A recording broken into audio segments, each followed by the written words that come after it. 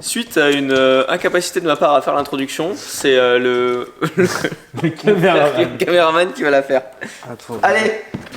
Salut l'équipe, c'est Pablito. Aujourd'hui, nouveau tutoriel sur la chaîne. Étant donné que mon connard de frère est pas foutu de faire son intro tout seul, j'ai décidé de la faire à sa place.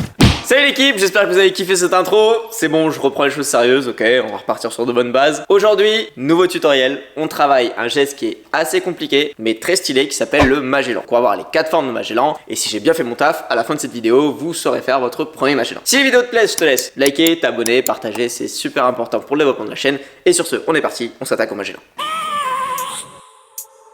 I have a dream, that's all I need. I'll make it happen with some work and belief. Know what I want, so I'll take it on. I've made mistakes, but mistakes make you strong. Le Magellan, c'est un geste de la catégorie lower. Pour connaître les différentes catégories du freestyle football, je te laisse te référer à ma dernière vidéo. J'ai fait un FS Talk sur les catégories du freestyle, lien en description. Et c'est un geste de 2 révolutions. 2 révolutions, ça veut dire que tu passes 2 fois la jambe autour de la balle avant de la récupérer. Il existe 4 formes de Magellan. Le classique, qui est celui dont on va surtout parler dans cette vidéo, le out-in. Ensuite, il y a le reverse Magellan, qui est en fait in-out. Je démarre à l'intérieur et je vais à l'extérieur. Après, il y a le Magellan in, intérieur, intérieur. Et il y a le Magellan out, extérieur, extérieur.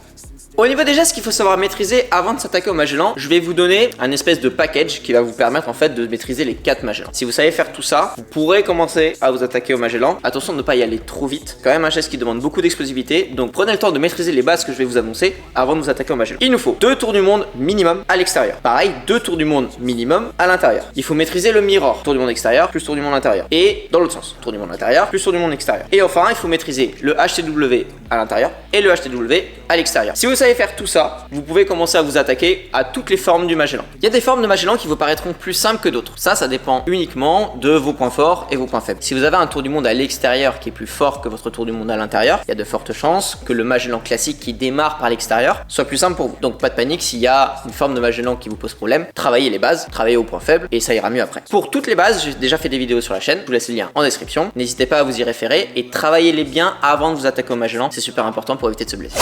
Maintenant, on va s'attaquer à la technique. Je vais prendre comme exemple le Magellan classique, qui est moi le premier Magellan que j'ai appris, c'est celui-là, c'est le out-in. Pour le Magellan, tout se joue au démarrage. Super important que vous fouettiez bien la balle. On penche légèrement en arrière pour arriver à passer le pied au-dessus. On va poser la pointe du pied par terre et tout de suite repartir dans l'autre sens pour terminer le geste.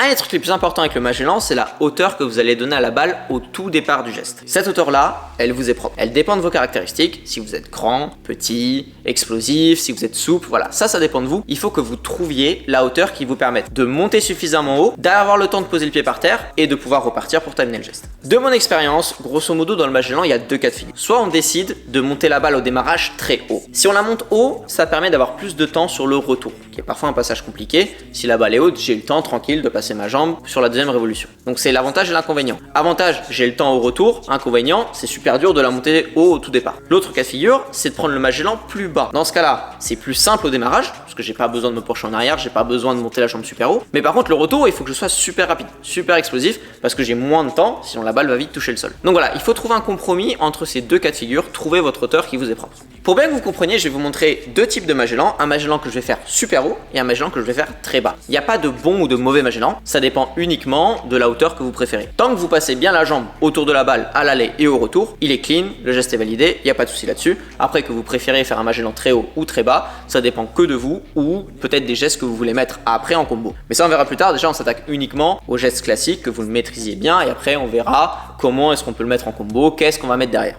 Maintenant, on va voir quelques petites astuces qui vont vous permettre de rentrer plus rapidement le Magellan. Un des gros défauts qu'on a quand on commence à travailler ce geste, c'est le pied quand il touche le sol. Déjà, il faut faire gaffe à ce que le pied touche forcément le sol. Ne vous amusez pas à essayer un Magellan en gardant le pied en l'air sans qu'il touche le sol et repartir parce que ça, c'est super demandant musculairement. Vous risquez de vous blesser. Donc, on part bien vite.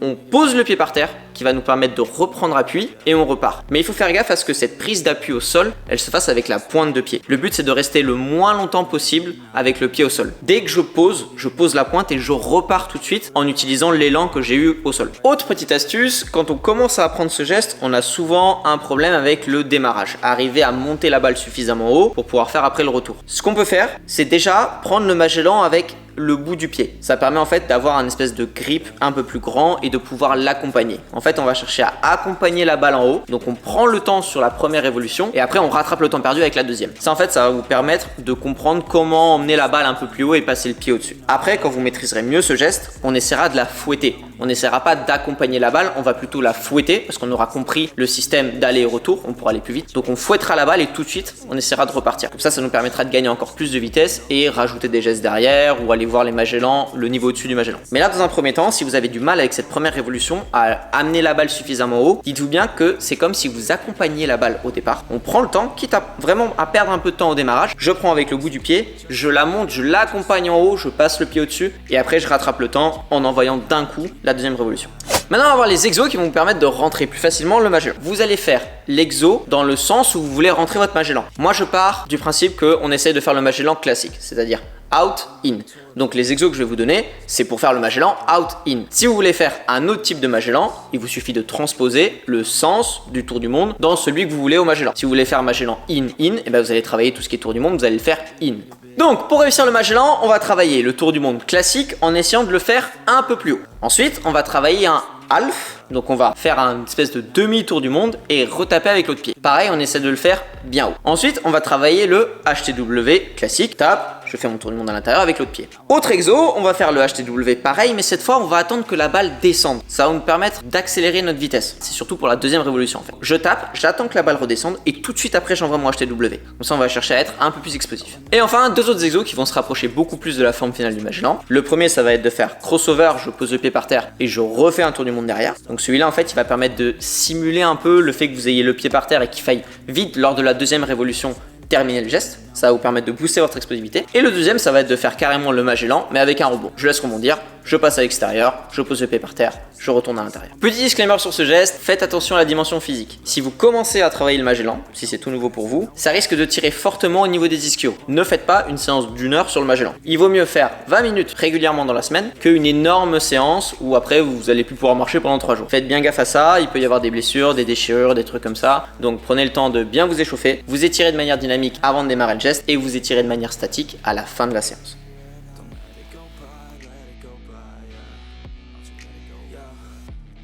Everybody thinking that you won't make it, forget 'em, yeah. When everybody's thinking that you're just faking, forget 'em, yeah. When everybody's thinking that you're just chasing, forget 'em, yeah. When everybody out here is just hating, forget 'em. I want my own tour bus.